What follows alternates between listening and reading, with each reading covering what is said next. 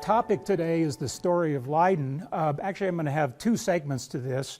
I'm going to talk about the story of Leiden, but I also want to talk a little bit at the tail end of this about the Mayflower Society, how to apply research tools that would be useful to you for that. I'm blessed to have Richard Dalton here, who is our Nevada State Society historian. I don't know why he's picking on me. He made me an assistant historian, so I'm now officially working for you, Richard. I'm also blessed to know today that I have two cousins all of a sudden, Suzanne through Mayflower passenger Thomas Rogers, and Tom Hanks. I did not know that. so there you go. All right, so some housekeeping. You have a lot of pieces of paper in front of you. I just want to kind of quickly do a check on everybody has everything and what it is. We're missing over here, okay. So for advertising purposes, Richard, I've got our little brochure on the Mayflower Society. That's a handout. I wanted to share with you a couple of more substantive things that I'll be talking about that are brief introductions to a couple of the topics that I'm going to cover. One, which is on the General Society's website, which is a very rich place to go for information. It has the church on the front of it. This is a quick summary of the Pilgrim history before Plymouth. Very breezy, user-friendly read. It's a good introduction. A little more dense is the document here, which is entitled Remonstrance, which may or may not be a term familiar to you, but as Suzanne mentioned, one of the things I'm going to talk about is the theological debates that took place in England, in Holland, throughout Europe, the Remonstrance being a significant party to those theological debates and indeed precipitated open theological warfare throughout Europe, but in particular in Leiden in the years immediately preceding the Mayflower voyage. Strangers and Pilgrims. It looks intimidating, but it is a fascinating deep dive into all things related to the Separatist movement, the Pilgrim experience, down to what kind of food did they eat, that kind of thing. And Jeremy Bangs, if you've not heard his name, he spent I don't know, 50 years becoming the leading historian on this subject matter. He was with the Plymouth Mayflower Society, living in Plymouth for many years. He was, I think, the chief genealogist there. And then he moved to Leiden. And he now runs and operates the American Pilgrim Museum in Leiden, which is dedicated to our Mayflower history, and continues his work there. Two of us in the room have met Jeremy. I'm one of them. Where's my other? There you go. So you just came back from Leiden. You spent some time with Jeremy. He is a fascinating person to meet, and the American Pilgrim Museum is a fascinating place to visit. We're going to have your travelogue after I'm done, which is great. And I'm going to have a few slides here of what some of these places look like today, but I'll try not to steal your thunder too much. Another real interesting read, which I've brought the hard copy with me, and I think you have it in your library, which is Puritan Pedigrees.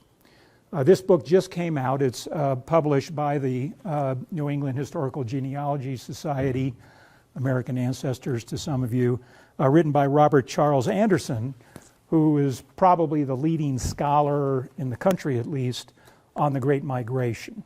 And this particular book it's a deep dive into who all these people were who migrated, what their connections were in England, in these different pockets of England in the late 1500s and early 1600s, because as I'll say, and as many of you probably know, there were lots of little secret congregations of separatists who were being persecuted by King James. We'll talk about that.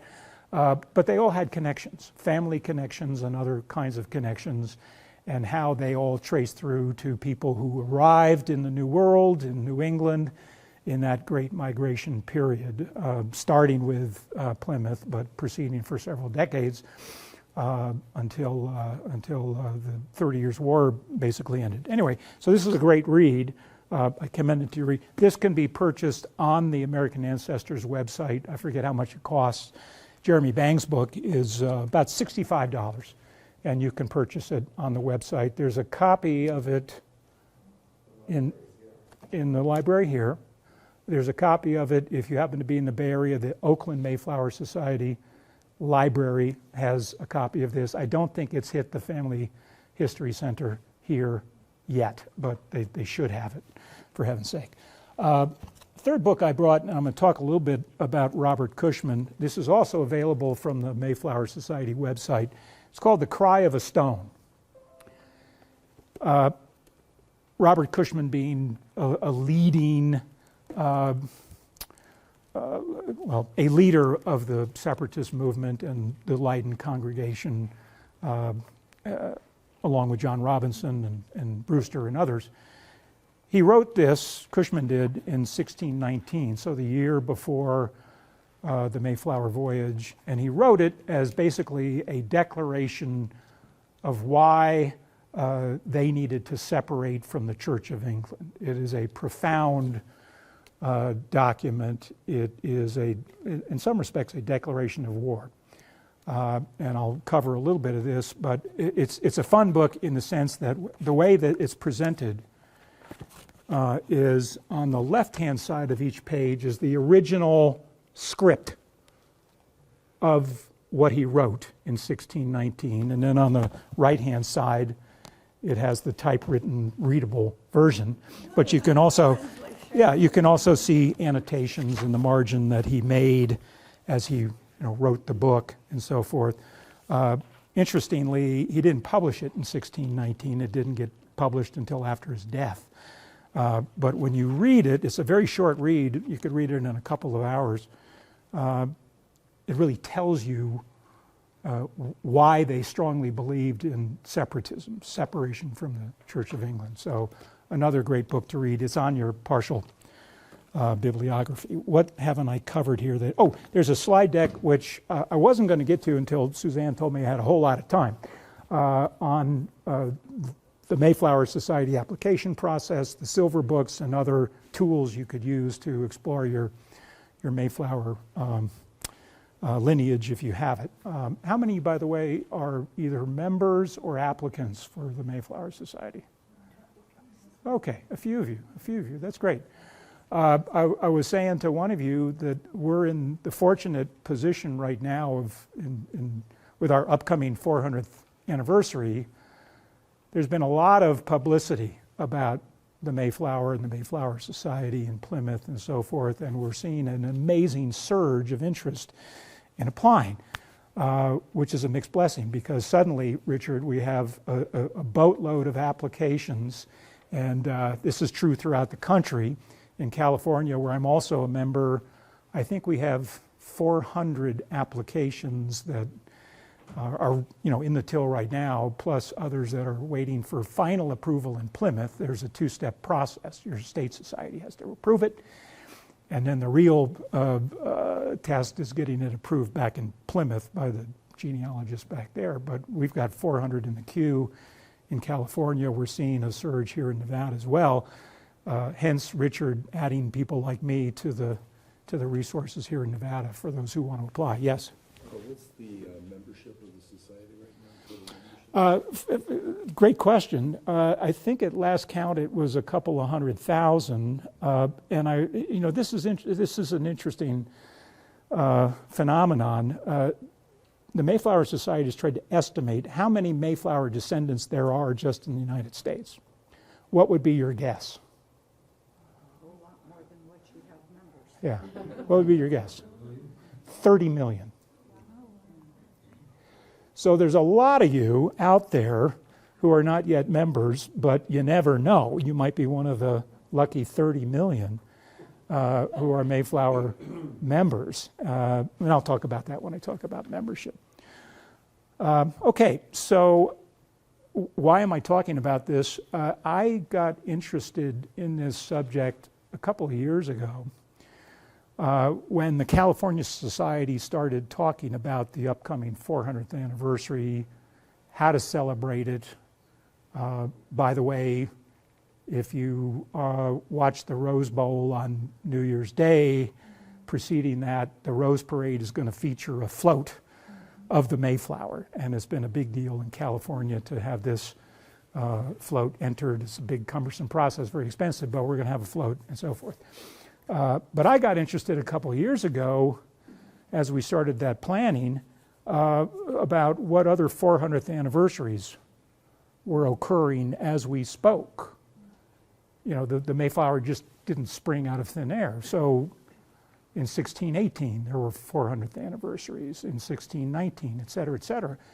And I have to confess, I did not know virtually anything about the history of my Mayflower ancestors before they arrived in Plymouth.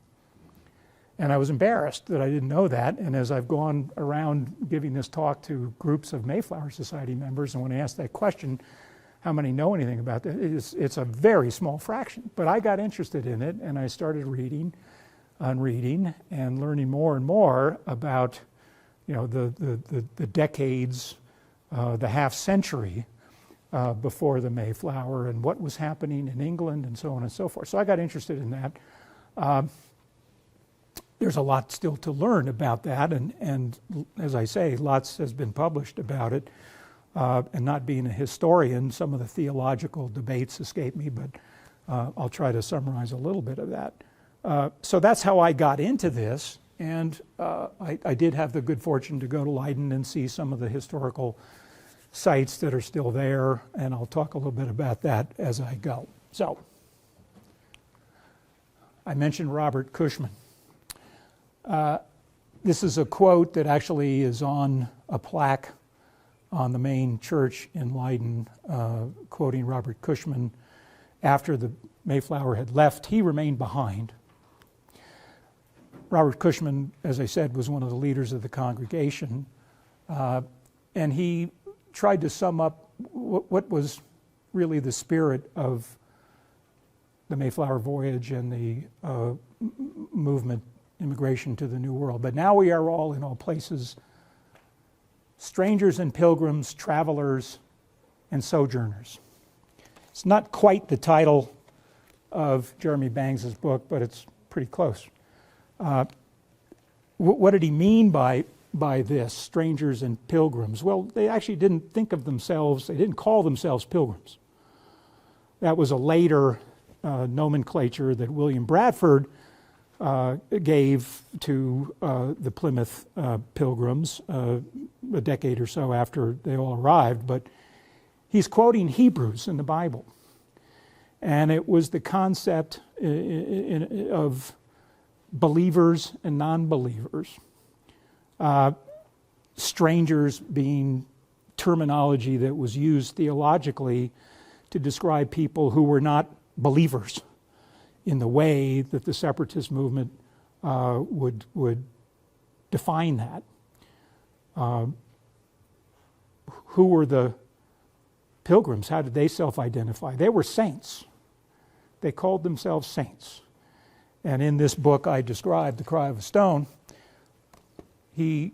Cushman uses that terminology to try to, again, define who the Separatists were in terms of their belief system versus everybody else in the world. So that's what he's trying to get at here in getting it. The strangers, when you talk about the actual voyage, when you use the term strangers, you're talking about the people who weren't pilgrims. So we had 102 people on the Mayflower itself. There were only about 30 or 40 real Separatists, real pilgrims. The others were servants, children, and the adventurers who were there not to seek religious freedom, but to make a buck, essentially. So you had strangers and saints. That would be the divide there. And that is in part what, I'm not going to talk too much about the Mayflower Compact, but on the voyage itself, these two factions came together, the strangers and the Pilgrims, the saints and the strangers, to draft a document called the Mayflower Compact. How many of you know what that is? So before they even landed on the ship, they realized, gosh, we got to govern ourselves. Let's draft a compact among ourselves. And the male passengers signed this compact, which basically said, we're going to get along. We're going to have a democratic government when we land, wherever that's going to be. We think it's Plymouth. And it's a seminal document in the history of our country.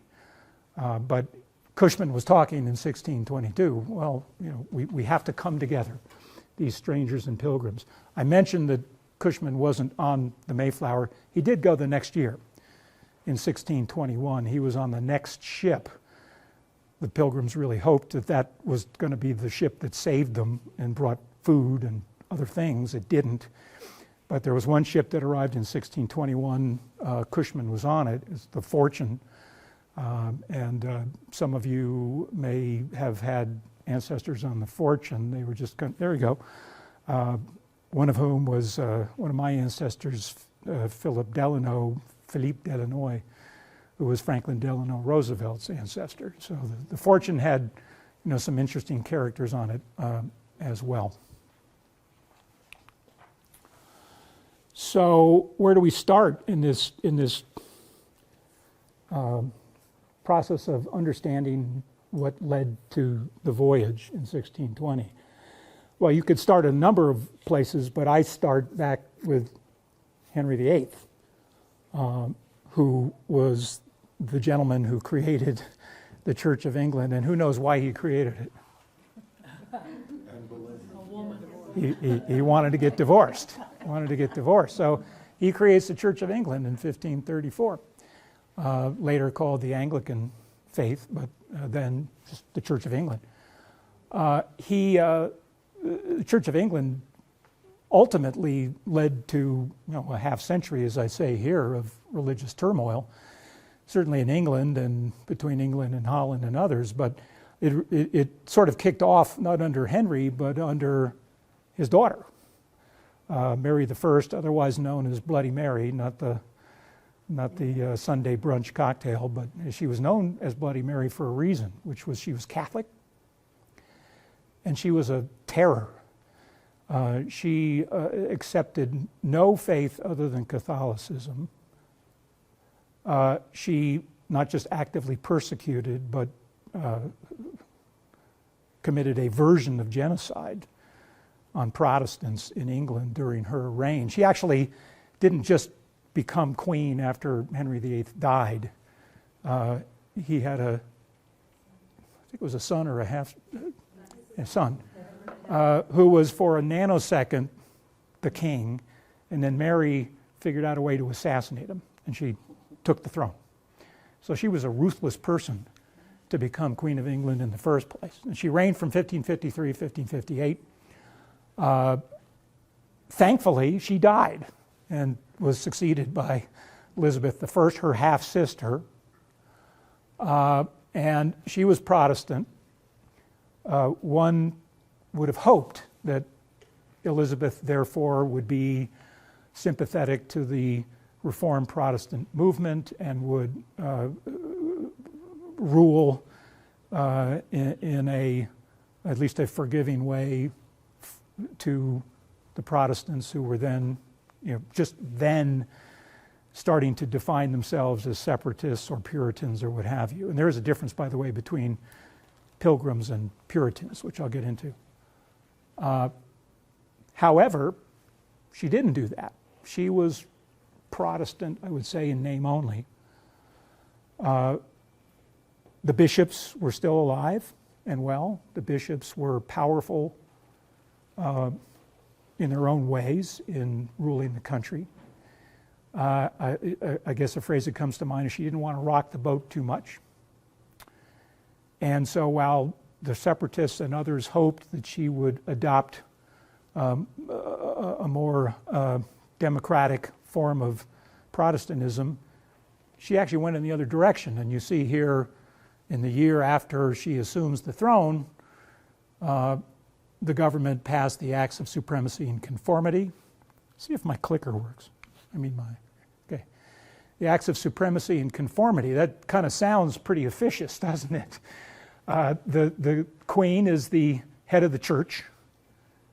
She is supreme. It's not the Pope. It's the Queen of England or the King of England when King James comes along. That's the act of supremacy. And the act of conformity means you better worship as we say.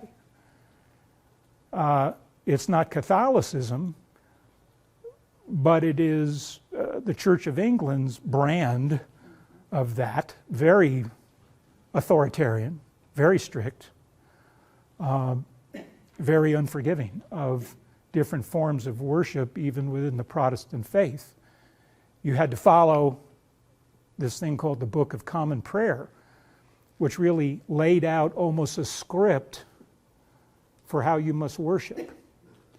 And if you deviated from the script, if you deviated from the Book of Common Prayer, you were a heretic. And under Queen Elizabeth, there was a requirement that all of the priests and pastors in the land had to swear to abide by the Book of Common Prayer, or else. Many of them did, some of them didn't. And the ones who didn't understood that they were committing a version of treason in not ascribing to the Book of Common Prayer. The Separatist pastors, in particular, became leaders of that, having renounced the Book of Common Prayer, a very dangerous thing to have done, a life-threatening thing to have done.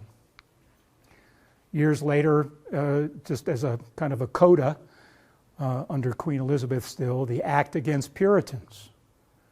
Basically already essentially this was outlawed as a de facto matter, but officially now outlawing prayer meetings that were not sanctioned by the Church of England. Essentially, if you left the church and you walked down the street and you went into your house and you put together a Bible group, that was against the law.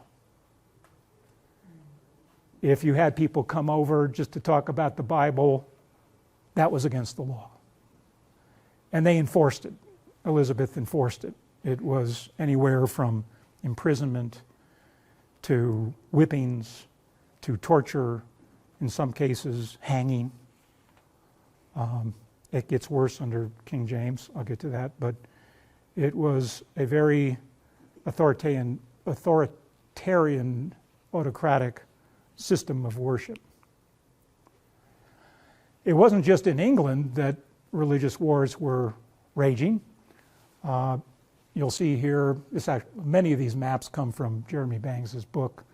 They're very poor copies of it, but Central Europe in the same time period of Queen Mary and Queen Elizabeth were also involved in open warfare, and I mean literally warfare.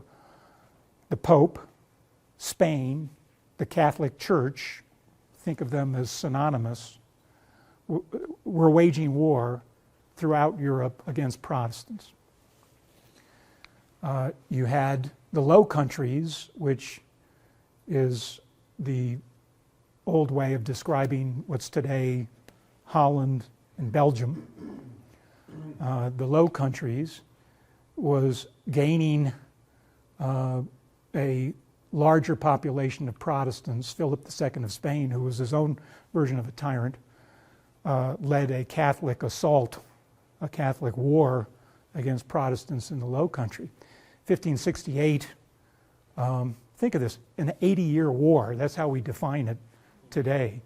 It commenced an 80-year war throughout Europe, Catholics versus Protestants, Catholics versus Huguenots, Catholics versus Walloons. I'll talk about the Huguenots and Walloons, but it was an intense period of warfare all over religion. We think we have it bad today. 1572, a bright spot in this story, in the Reform movement, was William of Orange. And I'm focusing on him because he was essentially the leader of Holland's Protestant movement, the political leader of it. He was elected stadtholder, which is, call it president. And he was enlightened. He was a supporter of the Reform movement. And he opposed Philip II in Spain. And it was a standoff to a certain degree, but finally he was assassinated in 1584, and the wars continued. And Holland, as a country, was in turmoil, being invaded, being areas of the Low Countries being taken over, overrun, churches destroyed, people killed, etc. So it was a horrible period that was all, this was all taking place in the same time frame as the separatist movement was emerging in England. These two things are going to come together in a second.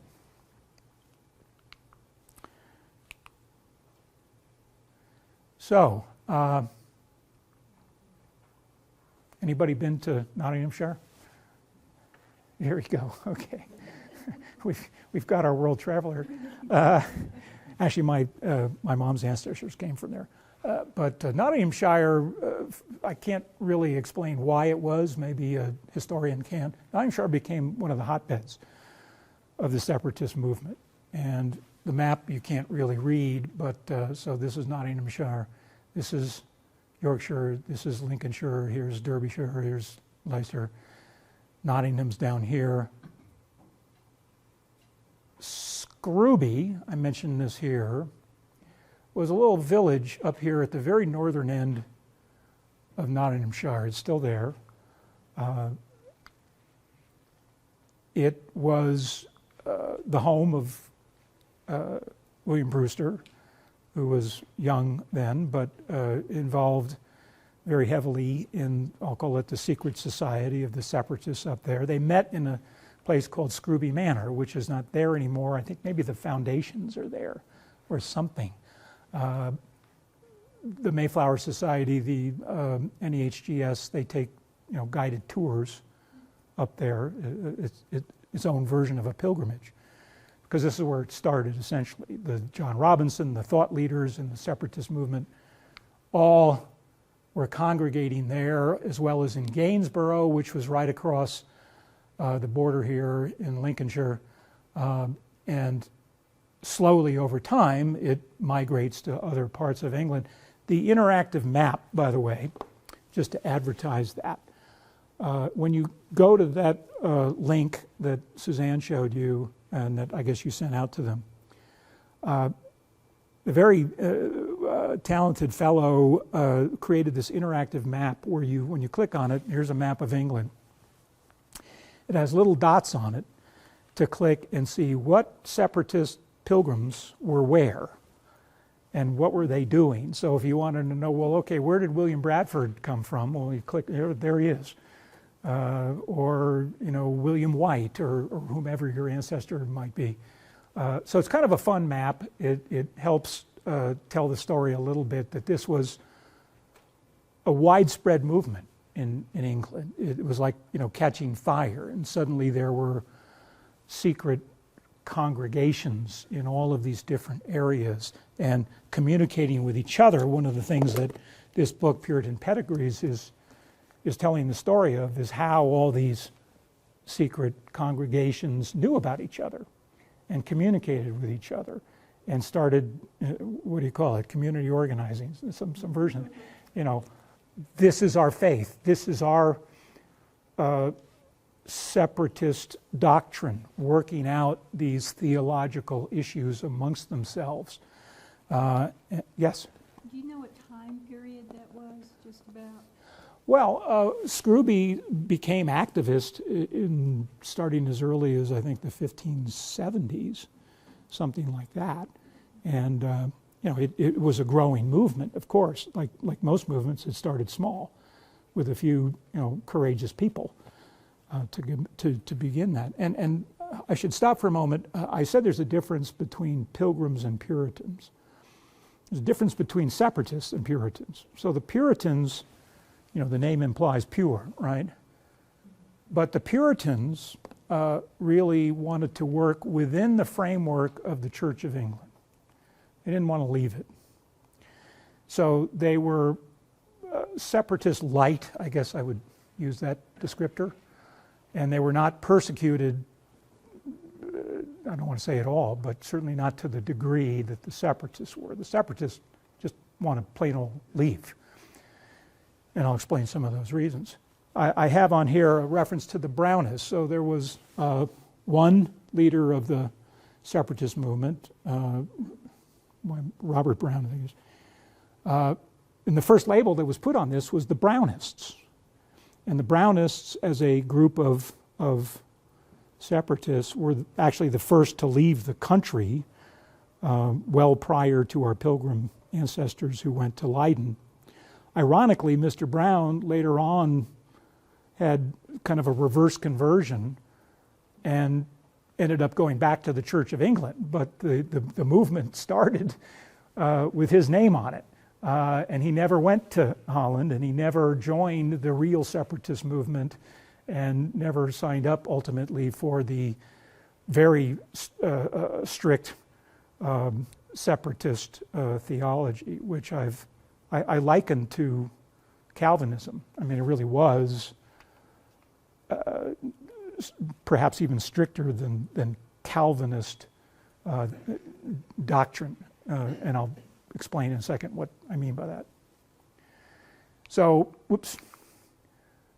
others up there, Richard Clifton, John Robinson, who really became the leader, the pastoral leader of the Leiden congregation, were all there. Bradford and Brewster were there in that area of northern Nottinghamshire. So what was it they opposed about the Church of England? Why did they want to leave? Why was it that important that, unlike the Puritans, who would try to reform from within, why do they want to leave? Dangerous and treasonous at some level. Well, those of you who have read of Plymouth Plantation, Bradford's real-time account of the Mayflower voyage and the early years of Plymouth, he retrospectively tries to explain this a little bit in the first part of his book, which, if you know the story of Plymouth Plantation, he wrote this and then it was lost for hundreds of years, and then discovered sometime in the 1800s, Richard, I can't remember the date, in a bookstore in London. The only first-hand account of Plymouth, and it was found. And there was a big negotiation between England and the state of Massachusetts to repatriate his book, his journal, to Boston, and that's where it is today. In any event, he wrote here about worshiping like the first Christian churches did in the apostles' time, without the mixture of men's inventions. Well, what did he mean by that? If you read the Bible, if you read the New Testament, what did Jesus do? What did those apostles do? Well, they didn't, first of all, have churches. They didn't have bishops. They didn't have robes. They didn't have sacraments. They didn't have all these trappings here of men's inventions, things that weren't in the Bible. They were invented to create this autocratic, hierarchical church. You could certainly say that of Catholicism, but they were saying it of the Church of England, too. So what did they believe in? No church hierarchies. They hated the bishops. No bishops in our church. So it was as in the old manner. You had apostles, you had gatherings, you talked about your faith, you developed a theology together in kind of a democratic way. And that's why I say here it was really the first version of the congregational model of Protestantism. Congregational as in the congregation is the power. The congregation makes the decisions for your church. The congregation elects the pastor, not the other way around. So that was critical to their doctrine. They would select, the members of the congregation would select the pastors and the lay leaders. That includes the elders, which later became a source of controversy in Amsterdam. I'll mention that. No trappings of clerical or ceremonial excess, no vestments, no crucifixes, no kneeling, none of this stuff that was an invention of man. Certainly no conformity to the Book of Common Prayer, which basically dictated all of these aspects of ceremonial excess. They didn't even believe in Christmas, by the way. Part of their doctrine was, no, there's no Christmas. And allowing sermons. The Church of England, you didn't have sermons. The Separatists wanted to be able to have their pastor talk about the Bible openly. In church, outside of church, wherever. So you wanted to be able to have sermons and to worship outside of the church. So we left off with Elizabeth. She dies. She has no blood heir. She was childless. So James, King of Scotland, had the strongest claim to the throne, and so he, a Stuart, became King of England in 1603. The Stuarts still rule. Queen Elizabeth is a Stuart. So it's been, 400 years of Stuarts. And he takes the throne in 1603. On paper, he's not on paper, he was a strong supporter of the Church of England. Powerful supporter of the Church of England. At this time, by the way, he was both King of Scotland and King of England.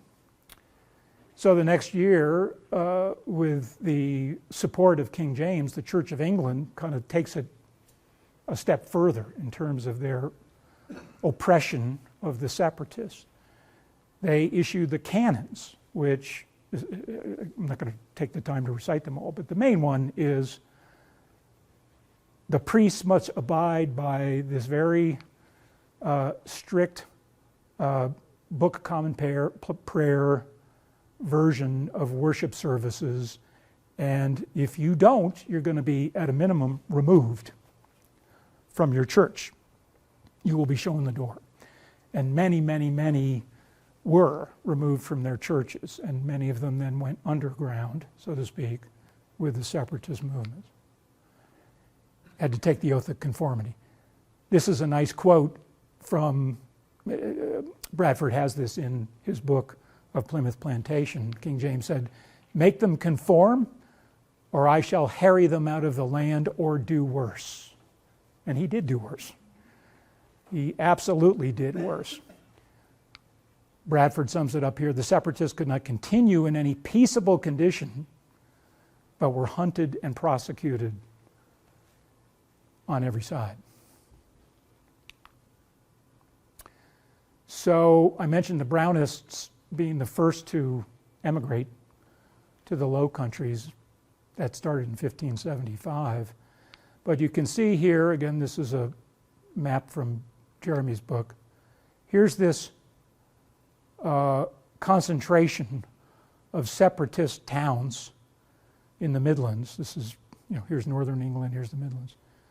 And each of these towns called out here, here's Scrooby, here's Gainsborough, here's Lincoln, over this period of time, but certainly in a huge numbers in the period 1608, moved to the Low Countries. And here you see Amsterdam, you see Leiden, and other towns here. But the main concentrations of immigrants were in Amsterdam and Leiden a little bit later, but principally Amsterdam in terms of the movement of the separatists to Holland in this time period. There's a lot that's been written about how difficult it was for the Separatists to leave in 1608. In theory, they needed the king's permission, which he wasn't going to give, and so they had to try to sneak out of the country. And you all probably know the anecdote that they were about to board the ship. The captain of the ship ratted them out. The soldiers came, imprisoned them, and so they couldn't leave. Ultimately, they were released, and then they found another way to sneak out of the country. But there was a cat and mouse game going on just to be able to leave, to go to Holland. So you may ask, why Holland? There had been lots of conflict between England and Spain, which was threatening to spill over into Holland. Holland felt threatened by this growing conflict between England and Spain. England was frankly going bankrupt over the cost of its wars with Spain, Church of England versus Catholicism, and so they finally entered into a Treaty of London in 1604 where they kind of took a break from the action, which then threatened Holland, because now they thought they were going to be the primary recipient of Spain's Catholic wars, and they probably were right about that. So they quickly negotiated what's called the 12 Years' Truce in 1608. That happens to be the year in which what? The Separatists moved to Holland. There's no coincidence there. So Holland negotiates its own deal. Okay, for 12 years, no war here between Catholics and Protestants. We got a 12-year truce. It turned out to be just an intermission, as I call it, in the 80 Years' War, which in 1620, the year the Mayflower left, the 12 years truce was over. The battle resumes. And it goes on for another 30 years, what that was now called the 30 Years' War. So it gets confusing. You had an 80 Years' War, you had a Treaty of London, you had a 12 years truce, and then you had an 30 Years' War. There's a great book on the partial reading list about the 30 Years' War too, by the way. They had a very strong tradition of religious tolerance. For years, it had been a place for people with different faiths to come. Not just Protestants, but Walloons, Huguenots, and others. I'll talk about them in a second. So it was the logical place for them to go. They could practice their form of Protestantism without the threat of being killed. The Huguenots and the Walloons were already there, as a matter of fact, and that, there's a very good explanation for that. And they had a strong intellectual community, particularly at the University of Leiden, which had just started in 1575. You probably visited it when you were there. It's a beautiful university. So the first stop was Amsterdam, in part because there was already some amount of English separatist presence there. There was an old Catholic church that they took over, which I visited, and you'll see the plaque that was in the church, which I've quoted here on the left. Who are all these people? Well, they were separatist leaders: Ainsworth, Johnson, Robinson, Brewster, Bradford. By a joint consent, they resolved to go to the Low Countries where they heard was freedom of religion.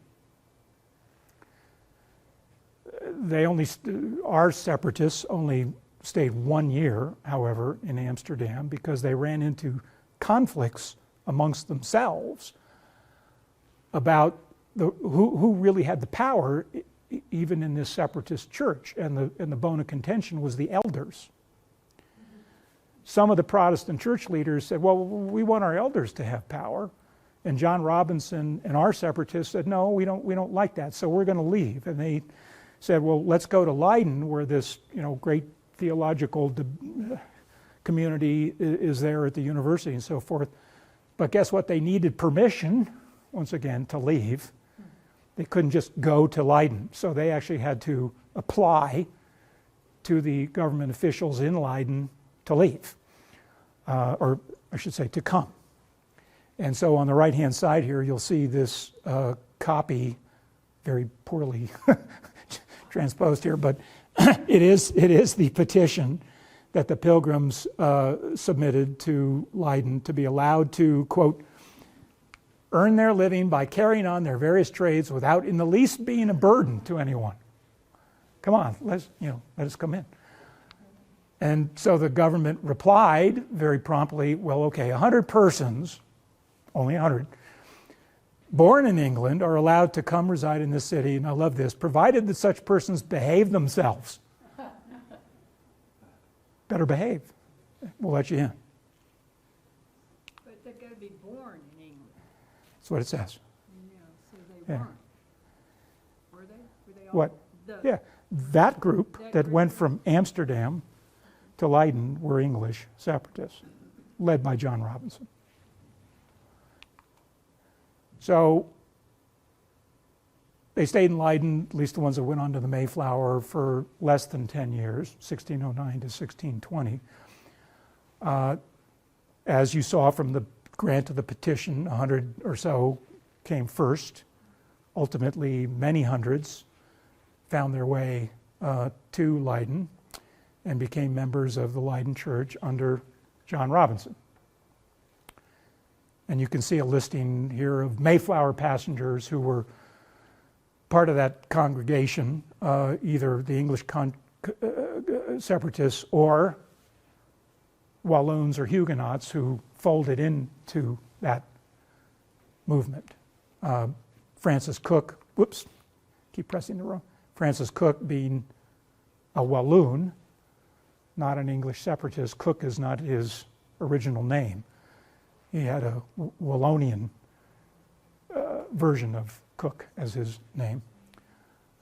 So that's the list there. I'm excluding servants. There were servants in Leiden who made the voyage, who may or may not have been Separatists.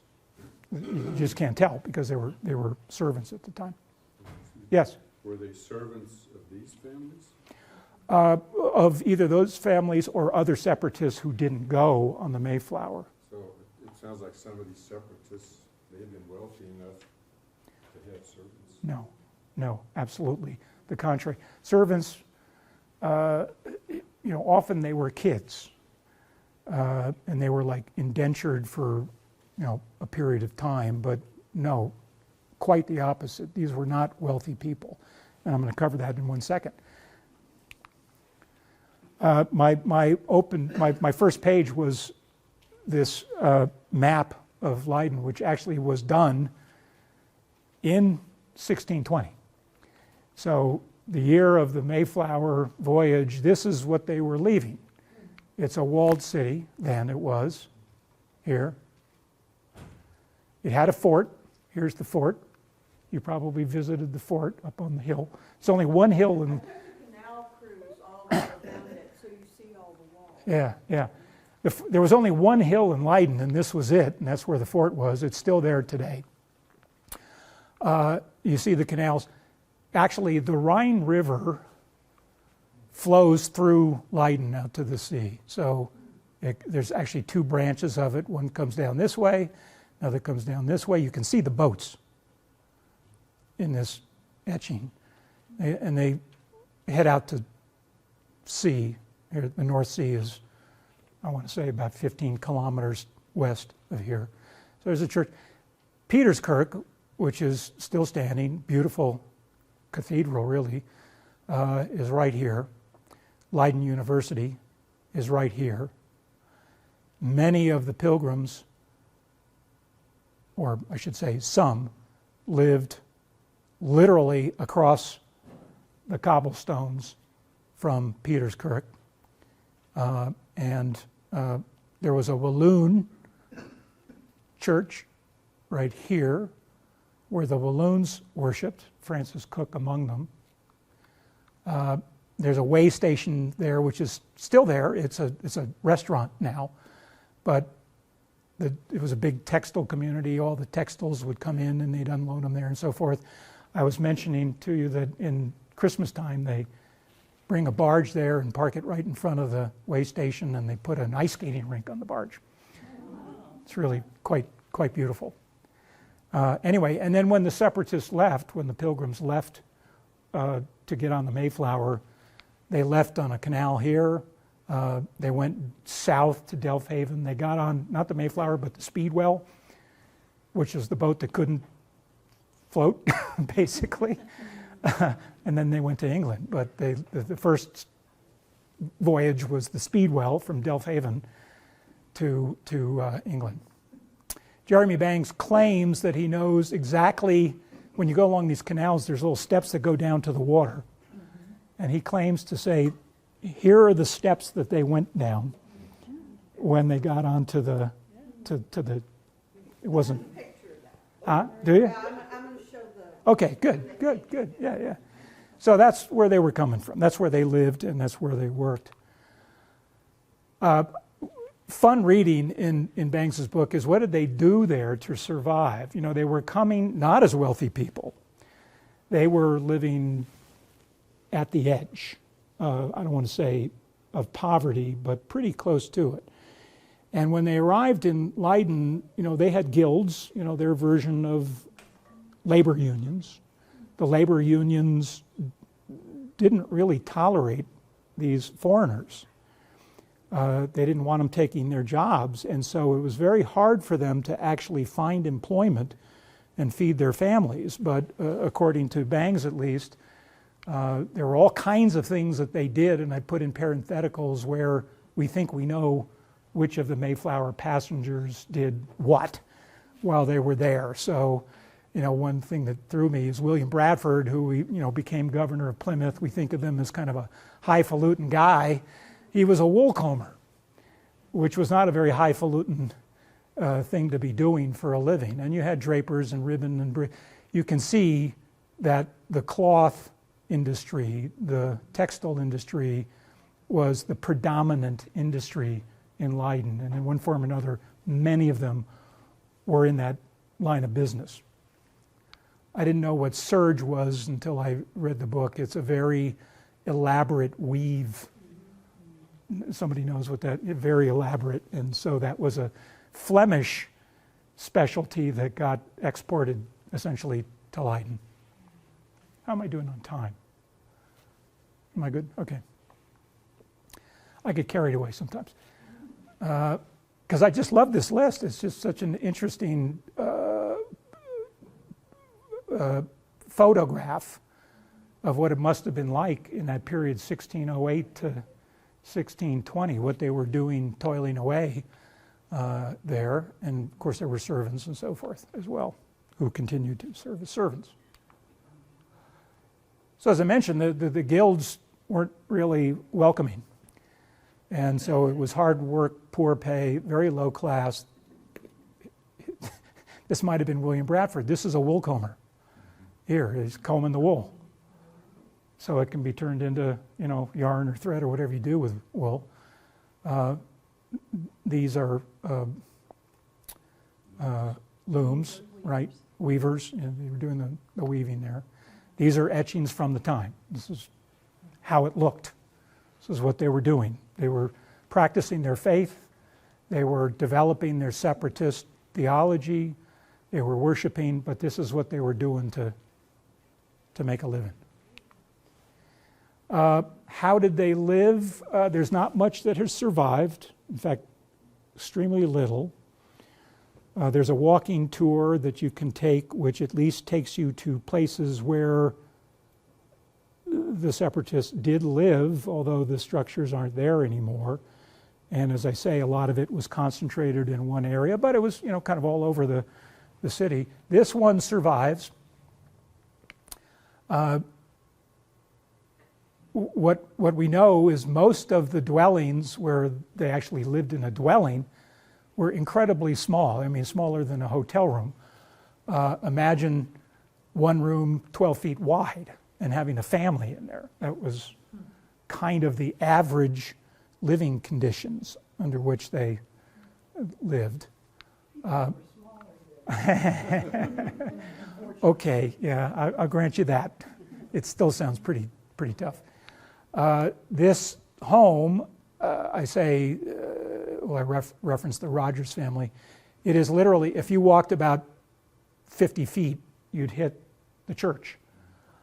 The Rogers family, not Thomas, who was on the Mayflower, but his wife and children who were left behind, I don't want to say that pejoratively, they stayed, they didn't go, lived really in a little corner of this house, which is, as I say, still there, and that's where they remained. Rogers, of course, went and died, so I don't think they ever saw their husband and father again, but that still survives.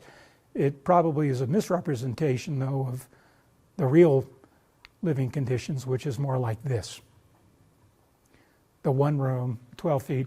If you were doing well, you'd stick a loft there, and maybe somebody could slide a bed up there or something, but it's pretty darn small. There's Peter's Kirk. Interestingly, although they were Separatists and this wasn't their church, there's a number of Separatist pilgrims who are buried there. Somehow I lopped off all the names. There's quite a few that are listed on a plaque that's there. As I say, the Separatists worship elsewhere. Here's the plaque, and you can see the quote I had there from Cushman, but now we are all in all places strangers and pilgrims. This is a list here going back in time. I think the earliest one here is 1614 of Separatist pilgrims or wives and children who were buried there. So you'll see Isaac Allerton's child, John Allerton's child, Chandler, Cushman, Samuel Fuller, not Samuel Fuller himself, but his wife and child, et cetera, et cetera. So and down here is John Robinson, 1625. There's no graveyard, there's no gravestones, but we know that that's where they were buried. This was an interesting thing. This is also steps across the cobblestones from the church. This is John Robinson's, this is actually the site of John Robinson's home.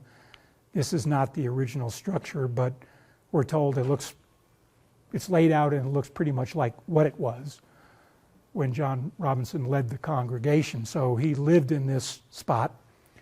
There's a plaque to him here. When you walk through this door, it's a gated thing, there's a wooden door there. You go into this courtyard and you see all these little doors here. There were 12 pilgrim families living in this in a version of this courtyard. Again, the one room, 10-foot accommodations. And they also prayed here for a period of time. So I think it might have been upstairs. Robinson would hold forth with his congregants, and they would engage in their worship here, separate, right? Separatists, worshiping separately from any. They didn't have a physical church in Leiden, and Leiden would not let them have a physical church. They were Holland was welcoming, but not to that degree, so they didn't have a church. The Walloons did, and I'm not sure I know the answer for why that was. Here's the plaque that's on that building. On this spot, lived, taught, and died John Robinson, 1611, 1625. Now, Robinson, probably the most revered of the church leaders, never made it to Plymouth. He not only never got on the ship, he didn't get on the second ship, he never got on the ship, and then he died. So it was a great loss to the Pilgrim community when he passed away. But they did correspond. It's interesting, their correspondence survives between the people in Plymouth and Robinson, and they exchanged thoughts and prayers and so forth for 5 years until he died in 1625. That's also the year in which John Carver died. So 1625 was a particularly bad year for the Separatists and the Pilgrims. Question. Yeah. Was there a lot of deaths at that time due to plagues or whatever? Not that I've read, no. Not the smallpox and that sort of thing, not that I know. The reason why Well, I'm going to get to that. Why did they leave? It wasn't because of the plague. So now we're going to stray into the real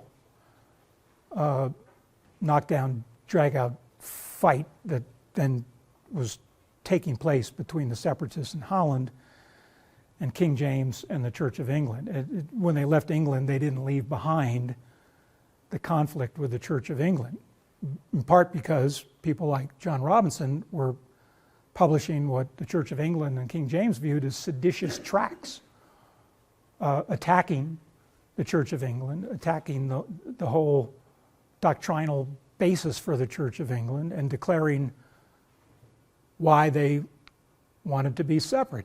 So this is John Robinson's publication. You can see down here, 1610, A Justification for Separation from the Church of England. And I guess Mr. Bernard was an adversary. So it says right here, against Mr. Richard Bernard, his invective. So that gives you a taste. These people were starting to go to war on paper with each other, fighting about doctrine.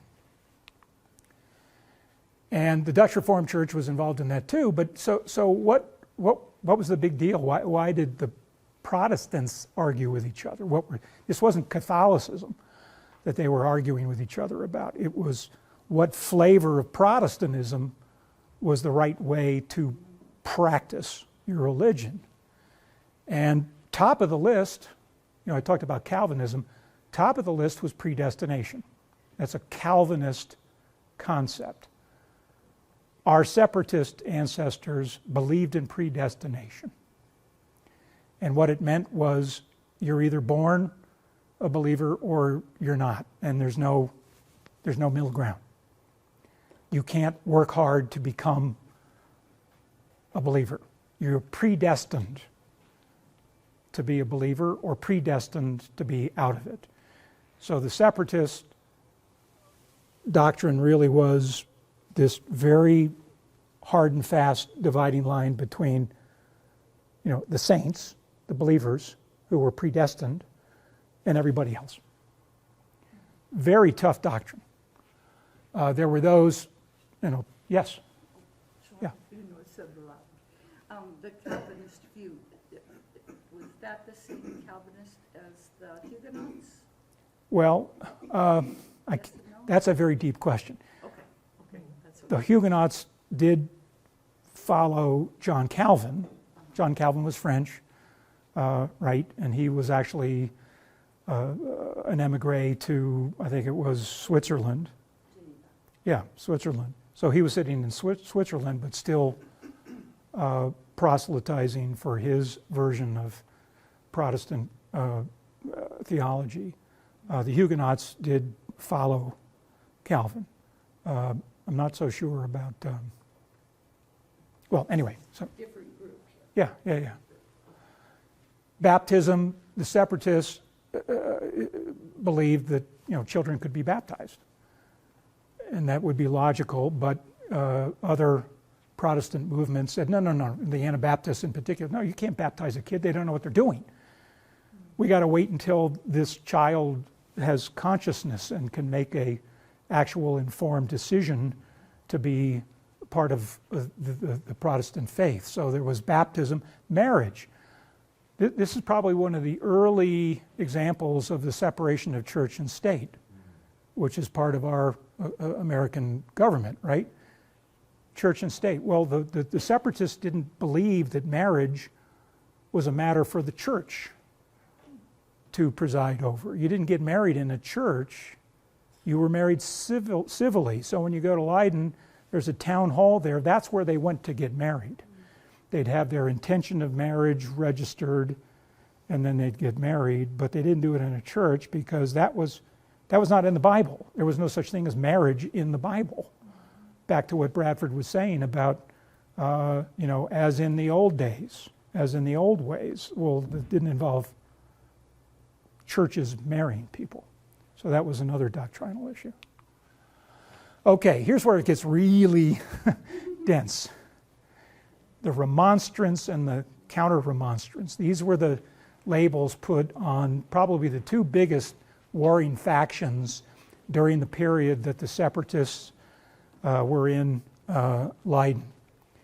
1610 was when the 5 Articles of Remonstrance issue. Well, what that really meant was, we think Protestantism can be more forgiving than what these separatists, these Calvinists, are advocating for. You know, we think there ought to be something forgiving, not predestination.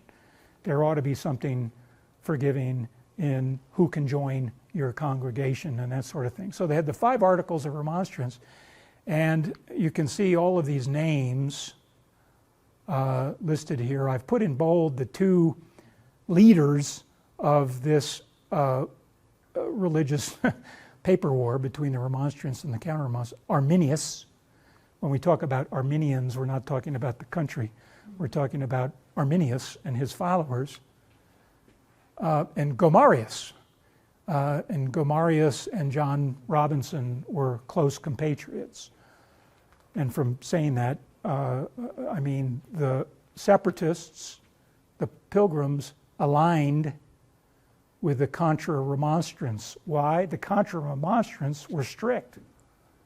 They were not forgiving. So we lined up on the side of the Contra-Remonstrants. And that was, among other things, causing grief, not just in Holland, but in England. They were still trying to clamp down on the Separatists. They were putting pressure on the Dutch to try to resolve all this, however, and even though King James and Church of England were pretty strict themselves, they wanted some way to resolve this conflict and have the Dutch officials allow for some leeway for the Counter-Remonstrants to worship and to have separate churches and so forth. The Counter-Remonstrants in 1617, that same year, issued their resolution of separation, basically saying, we're our own congregation, we're here in Leiden, we're going to do what we want to do, we're separate from everybody else, you know, this is it, and we're not going to abide by any liberality in this. So that was a declaration of separation, and a couple years later, the Synod of Dordrecht basically backed them up, and Arminius was banished. So that liberal strain of Protestantism was closed down. Now, it doesn't kind of make intuitive sense.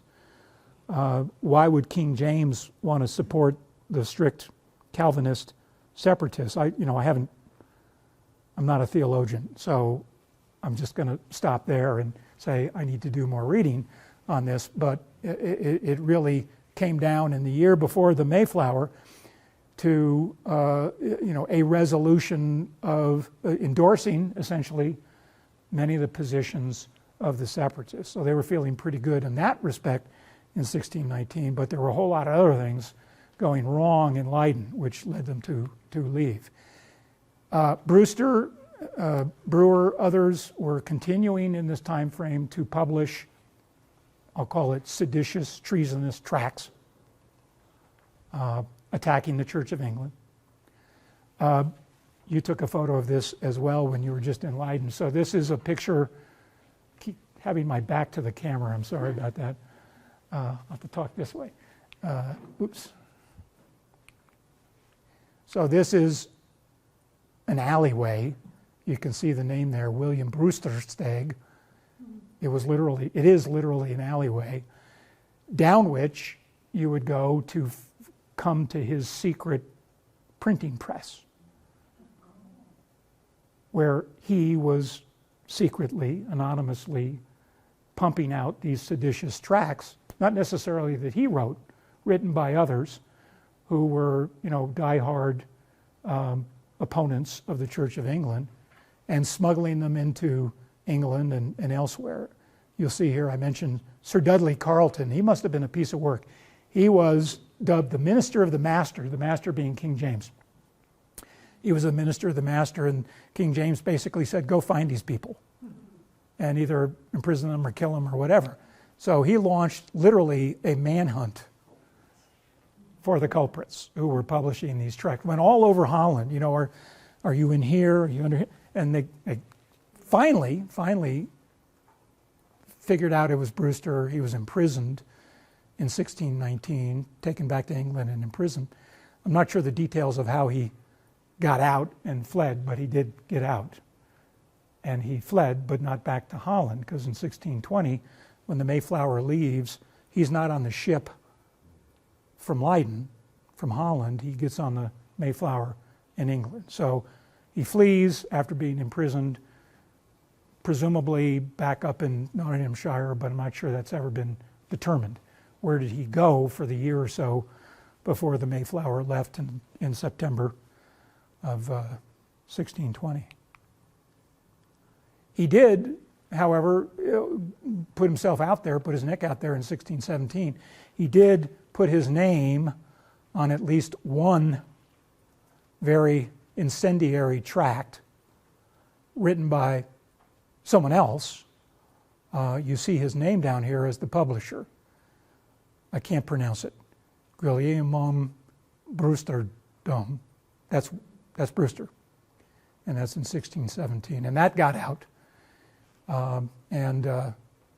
So that was part of what Sir Dudley was able to zero in on. Okay, this guy's publishing things, and they kept trying to find him.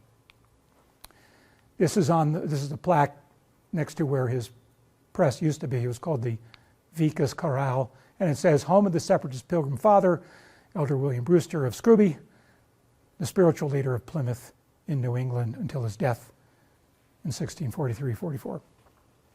Question. Yeah. Earlier you had talked about, well, it was on the slide, that Bradford and Brewster's were key figures in the Scrooby Gainsborough, yeah. So would that be the printing probably, or the... They were not printing up there. They were gathering separatists in secret to develop their separate faith and to worship separately. So I did see Scrooby as a town on one of your... Well, it's a town and it was a manor. It's still a town. I guess you can go there. But what's left of Scrooby Manor, I don't think there is. They had secret doors in the manor. You know, if the bad guys were coming, they could go hide in what looked like a wall or whatever, and it was all very, like I say, cat and mouse. I got 15 minutes, is that right? Yeah. I'll be fast. So I'll breeze through it. I mentioned the Huguenots and Walloons. Also Reformed Protestants. The Walloons were from what's essentially now southern Belgium. There's an area that's still called Wallonia, where the Walloons were. Francis Cook, I mentioned, George Sewell, Philippe Delanoy, they were all Huguenots or Walloons. They had very close relationships. This is one of the worst examples of the religious wars that were going on in the late 1500s. Known today as St. Bartholomew's Day Massacre, I think it was known by that name then too. 25,000 Huguenots slaughtered in Paris in a couple of days. The killing continued days and weeks all over France. They were being basically massacred. No wonder they fled for their lives to Amsterdam and Leiden. There was a paper version of an amnesty in 1573, but the killing continued. So that is another backstory to all of this, is not just the separatists being persecuted, but these other Reformed Protestant movements in France and Germany and the Low Countries in general. By the way, the Huguenots also, if you have any Dutch blood, you know that in New Amsterdam, New Netherlands, now New York, there was a very large Huguenot population. And so that was one of the places that they fled ultimately to the New World. The Pilgrims actually thought about going there too. They scratched their heads when they decided to leave Leiden. They said, where can we go? One was Guyana in Africa. One was New Netherland, and then the other was Virginia. And I'll get to that in a second. They thought they were going to Virginia, but more on that in a second. This is what's left of the Wallonian church. It's one wall that still stands. This is where the Walloons worship. This plaque, which is of course unreadable, naturally, talks a lot about Francis Cook and his child being christened there and so forth. But that is still there as a monument to the Walloons. The end of that plaque said the history of migration and refuge. Exactly. Which is a nice term phrase. Yeah, exactly. It's also in English, by the way. Yeah. Yeah. Most of Holland is, everybody's fluent English and everything is very English. Okay, $64,000 question. Why did they leave? Well, there was a mixture of things, but again, William Bradford's book, his Journal of Plymouth Plantation, I think sums it up pretty nicely. Employment and living conditions were just horrible. You see, he says here, they saw and found the hardness of the place. Many could not endure that great labor and hard fare. Dutch culture, why was that an issue? Their kids were becoming Dutch, not separatist, not following their view of worship and everything. That which was more lamentable was that many of their children by these occasions and the great licentiousness of youth in that country and the manifold temptations of that place were drawn away by evil examples. So this is Bradford saying, we're going to kill this movement because our kids are not going to follow our lead. We're not going to have another generation. A lot of pressure from England continues. They had leverage in many ways on the Dutch government. There was increasing pressure. That 12-year truce was starting to wrap up. Remember, it was 1608, 12 years, 1620. Fears of personal safety. Well, there's a great episode that's been documented that James Chilton was attacked by a group of 20 people, youths, in the street, viciously attacked over his faith. It wasn't, stealing or something. He was beaten up because of his faith. So that was kind of a exclamation point on this. And then I say, and Holland itself is being threatened. So the 12-year truce is ending. The religious wars are continuing. Spain is on the march. They're headed their way, not the separatists, the country. So they see warfare coming from the Catholics as part of this whole mix of reasons to decide to go. So I mentioned the Cry of the Stone, written in 1619. Just as a coda on this again, Cushman in this book, which is a great read, talks about the carnal pomp of the Church of England. I love that, the carnal pomp.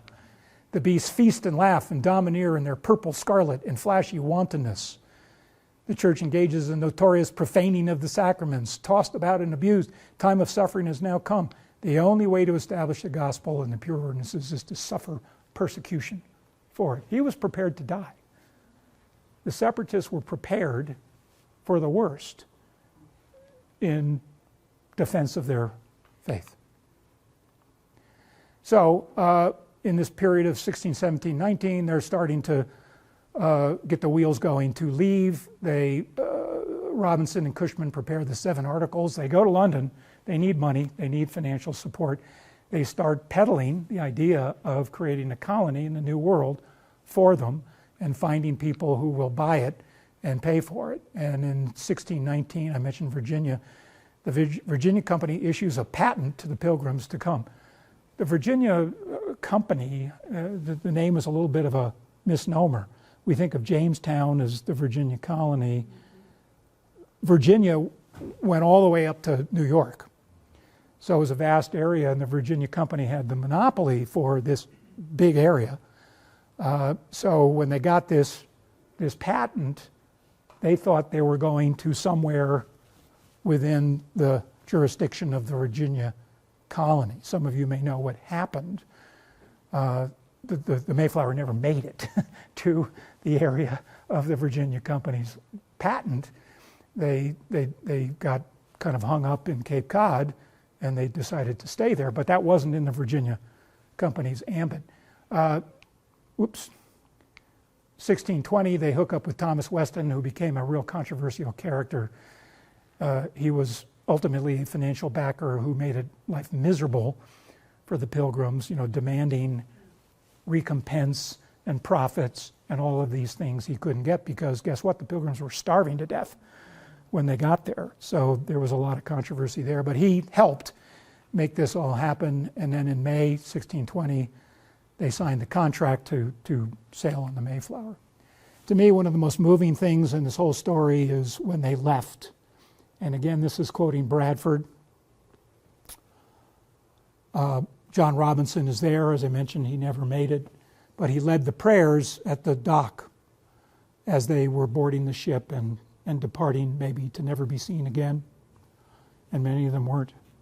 The next day they went aboard, and their friends with them, where truly doleful was the sight of that sad and mournful parting, to see what sighs and sobs and prayers did sound amongst them, what tears did gush from their eye. But the tide which stays for no man, calling them away that were thus loath to depart, their reverend pastor falling down on his knees, commended them with most fervent prayers to the Lord and his blessing. What a powerful statement. What a courageous thing they did. I just can't believe it. All right, so wrapping it up, here's the American Pilgrim Museum. It's a little bit difficult to find, as a couple of us have experienced. It's right here on this corner. It's chock-a-block full of artifacts and original papers and furniture from the 1500s and all this kind of cool stuff. This is their website. If you go, and by the way, I'm happy to share this PowerPoint with anybody. I think, Suzanne, you have it, and ask Suzanne, she'll send you a copy. There are a lot of 400th anniversary celebrations taking place over there this next year, and there was one that just occurred that none of us were there for, but it's a wonderful place to visit if you go there. And I'm going to turn it over to you in a second to do the travelogue, but this is what the canals look like today, and it's just a fabulous place. So, real quickly, I've got 5 minutes. What to do if you're interested in joining the Mayflower Society. How many of you know, first of all, what the silver books are? Okay, a few of you. So, they're silver books because they are literally silver. The Mayflower Society has published for each qualifying passenger a book which documents the first 5 generations down. So if you're John Alden, his children, his grandchildren, etc. So those first 5 generations are sort of a given. If you're applying for membership, you don't have to worry about them. Sometimes, because there are many of us who've already applied and been accepted, Plymouth also has documented proof for, let's say, the 6th generation or the 7th generation from somebody else. And they'll tell you that so that now you don't have to document generation 6 and 7. You do this thing that's called a Mayflower, I'm not reading it, lineage match form. Here it is. It's on the website. And somebody like me or Richard will tell Plymouth there's this person who wants to apply, and we'll send them, the rough out of what the lineages is, and then they'll basically say, okay, you're good to go with the first 5 or 6 or 7 generations. That's the match form, basically. Then you're kind of on your own for the for the rest. But as I have in this slide deck, which I haven't put up on the screen, but you can thumb through. This is at your seats. Some of the resources, it gives a little bit of a quick thumbnail. 102 passengers, half died in the first winter. I've got a typo there. It says first winter, and at least some of the real mechanics. You got to trace to one of the passengers who's listed on the website. You got to trace to one of them, not a brother, not a sister, not an aunt or an uncle, but one of them. Children can join. If you have a son or a daughter who's under 18, there's a child membership category.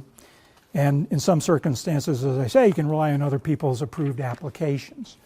And that can be very handy. What you do is you come to somebody like Richard or me in the state of Nevada as kind of the first gatekeepers to liaise with you and work with you, to then liaise with Plymouth to see if your initial take on your lineage is even in the ballpark. You know, sometimes it's obvious that it isn't, right? You know, the mother being born after the child and, you know, silly things like that. But we work with you, and sometimes it's a very fast process. What's slow is getting approvals from Plymouth, because Plymouth is behind by many, many months. It might take anywhere from 4 to 5 months to get Plymouth to review and approve your application. It's worth the wait, I would say. I've got a couple of pages of possible research tools. Many of them I think you probably already know about, like Ancestry.com. There's some you don't know about and some other things you can do. NEHGS does a bunch of webinars which are very helpful just on tracing your genealogy in general, but also for Mayflower purposes. They did one recently on how to apply to lineage societies, tracing Mayflower lineage and the like. I believe those are open to the public. You pay a little bit more if you're a non-member, but they're online. You could sit at your computer and watch them. There's libraries nearby besides the Family History Center here, which does have the silver books, but its collection is limited otherwise. The Oakland Mayflower Society Library has a very substantial set of resource materials. Right across the hall from them is the California Genealogical Society. It has massive collections, ironically more than the Mayflower Library does, on various states. And I know that because I was researching Kentucky for my partner in the back room. They have a huge section on Kentucky. They have a huge section on, you know, Louisiana, whatever. So it's you would think the name California Genealogical Society would be California. It's 90% the rest of the country. So it's a good resource. The Sutro Library in San Francisco, you would think that would be about California. It's not. It has a vast treasure trove of New England genealogical materials and family histories and DAR books and all of that stuff. So, you know, I know we're all sitting in Nevada, but it's worth a trip if you hit a brick wall, as many of us do. Gosh, I can't get this one generation. What do I do? Where do I go? Those are some opportunities. Of course, you can go to Salt Lake City. It's only a 9-hour drive, and they got a great, great library there. I'm right at my time limit, but try also family societies. There's all kinds of family societies. The Thomas Rogers Society, I just mentioned to somebody here. You go to their websites, they'll have a bunch of lineage information on their websites that goes past 5 generations. And that's also very useful. I mentioned to somebody the Patriot to Passenger Project. If you think you have a Revolutionary War ancestor, the Mayflower is cooperating with the DAR to develop, and it has developed, I think it's like 300 pages, of names of Patriot ancestors who also have ties to a Mayflower passenger. So if you're in the DAR, take a look at that. It's a very promising new thing that they're working on. Pardon me? Patriot to Pilgrim Project. Correct. You go to the Mayflower website, it's right there. Just click on it. And I was going to print it out until I saw it was 300 pages. I'll cut it short because time is short. So I'm going to turn it over. Any questions about this, come up to Richard or me afterwards on how to apply, and we're happy to work with you. It's a great time to join. We got a lot of fun stuff coming up, and thank you for your time and attention.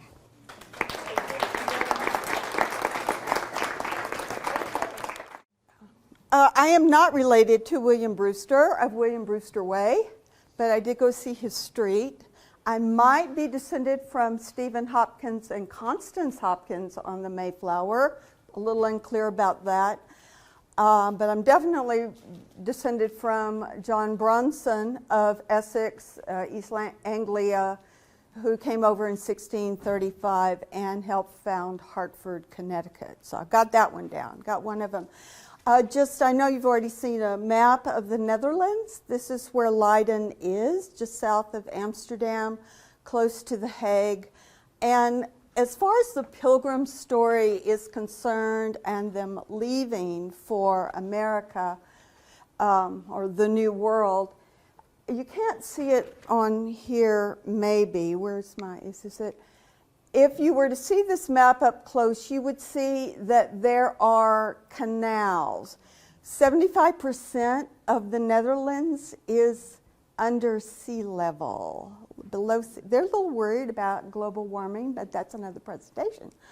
And so the canals just connect everything, and the Rhine River comes through Leiden. The Rhine River comes out of Germany, and when you get to the Netherlands, it just branches like a whole bunch of fingers, and one of them runs through Leiden. So there's just a little this.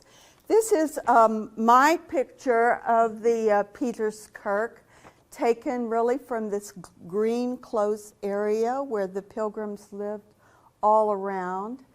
And I was over in Leiden on a Saturday because they have a farmer's market there. And it is like the Reno farmer's market on steroids. It's all day long. It's all over the town. It's way fun.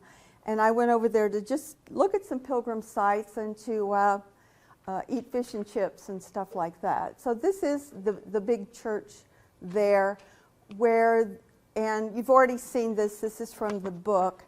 But this is where the Peterskirk is, and the green close, and the Pilgrims living around there. And again, the canals, these are the fortifications. I'm going to mention those in just a little bit, that went all around the town. And the Rhine River, there's two branches of it. They're canals, you'll see it in a sec, and it goes through the middle of town. There's another church you'll see a picture of, and John Robinson, one of his children, is buried in an unmarked grave at that church. You'll see it in just a second. And it is called the Hooglands Church or something like that. My Dutch is not good. For those of you connected with TMCC, you may know that President Karen Hilgersum, my boss, and her husband are both Dutch. So she gave me a Dutch lesson before I went. So if you know Karen, you can talk Dutch to her sometimes. But there's a church in town that you'll see in a second, and it's called the Highland Church because it's the highest point in Leiden. It's a mound that's 3 foot high. That's the hill, one of the hills.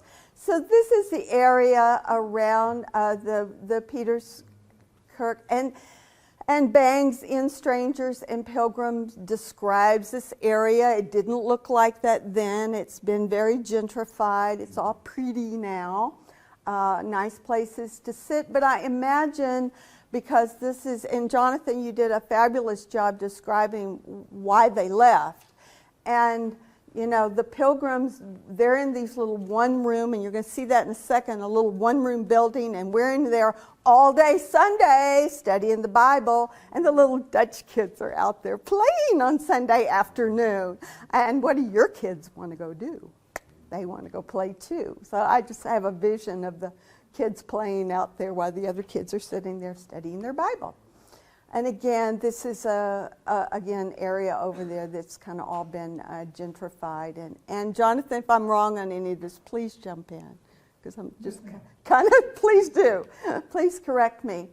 So when you get to the church, there is a plaque outside that talks about the 21 small houses. I can see this better. And one of the things about the Pilgrims is a number of American presidents have Pilgrim ancestors. And in the church, they have these genealogies listed. And this includes Franklin Delano Roosevelt, it's the Delano name that came down, Bush Sr. and Jr., and Barack Obama's forefathers, the Blossoms, off of his mother's side. And within the church, this is a picture of when George H.W. Bush visited Leiden to do research on this, and this was the picture of the ceremony within the church honoring him, which was a very big deal in 1989. Since we got Thanksgiving next week, Thanksgiving possibly came to us from Leiden. In 1574, there was a siege that went on for months, and half of Leiden died.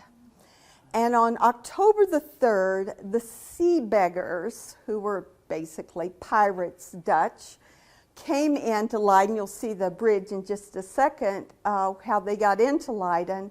And they brought the starving population white bread and herring. And I was in Leiden on September 30th. So I saw these signs everywhere, October 3rd. What is that? I didn't know that was a big deal. And they were getting ready to have their big celebration, and they still give out white bread and herring. So I think what we're going to have next Thursday sounds a little bit more interesting to me. But so perhaps the Pilgrims, when they got here, they got that idea of that annual Thanksgiving that still goes on. Perhaps they brought that from Leiden. This is part of the Rhine, and I was there on market day, so you can see all of this. And I tried to find the steps. There's a picture of the steps where Jeremy Banks thinks that they went and boarded the boat, but this is the Rhine River through Leiden. And right along here in this area is the steps where they went and got on a boat and got on one of these canals and went down to the port of Delfshaven, where they went to England. And Delfshaven is part of the big port of Rotterdam, which is the largest port in Europe, second largest port in the world after Shanghai. And this is where the sea beggars came in and got under the fortifications and got into Leiden and brought white bread and herring to the starving population. And I was on a canal cruise along the city walls, and in Jeremy Banks' book, he says this is the exit that through this canal, and under the bridge where the sea beggars had come in is how the Pilgrims exited Leiden going down to Delfshaven. And then here's a picture of that bridge of the sea beggars coming in, bringing the food to relieve the siege of Leiden. And they call it Onset, something like that, their Thanksgiving celebration. Around the Peterskirk is a number of plaques. This is the plaque to John Robinson, who is buried in an unmarked grave in the church, and to the Pilgrims of the Mayflower in his memory. You've already seen this. His picture was a little bit better than mine. This is the remembrance plaque. And the women and children who are here, it's a lot of women and children, you know, and the infants didn't last very long many times at that time of the year. And then another plaque outside by the Mayflower Society in memory of Reverend John Robinson and the Pilgrim Fathers. This is an inside view of the church, yeah. Gothic church. But just a little side note on this, when you go into one of these churches that are not Catholic churches, the windows are clear because there's no stained glass windows in the Bible, and there's no statues of Mary, and there's no statues of saints. They're very clear, they're very plain. And the iconoclasts in the 1500s during the war with Spain, during the 80 Years' War, the Dutch Calvinists and Puritans went in, and in England too, and said, stained glass windows got to go, statues got to go, carvings got to go, all of this, it's not in the Bible. We want plain churches we'll still have a church, but it needs to be plain because that's how the apostles worshipped, and we don't need all of this Catholic stuff, essentially. Excuse me. Uh-huh. Do you have any idea what they did with all the gold ornamentation? Melted it down and sold it or gave it to the government, or it's under somebody's house somewhere, most likely. Yeah. That happened, Henry VIII, destroyed the monasteries in England during the Reformation. And so they took the stones and they just built other things with the stones, like at Glastonbury and other abbeys. They just destroyed them and used them for something else. This is William Brewster Way, not my Brewster, or not my ex-husband's Brewster, but this is, you saw this picture already, and I really had a hard time finding this. I was like, I have to see William Brewster Way. And so that's like up close and personal, and then again, that's the memorial to him that Jonathan showed you. But this is the back way into it. And this is what the little streets looked like back then. They weren't streets like we have now. They were little ways. So, Jonathan, is this where the printing press was back in this alley? Uh-huh. Yep. So I was like lost and around and around. Thank goodness for Google Maps, and found, but all the houses back then were small and close together. This is American Pilgrim Museum that you also saw, and I met Jeremy Bangs there, the author of that book, because he's the manager of it. He said, no pilgrims lived here, but it contains their artifacts. And I was given the tour and the explanation by Dr. Banks. I wish I would have read that book before I went, but it just didn't work out that way. So actually, Jeremy Banks is like standing right there. I'm sorry, this is not a better picture, but this is a bed.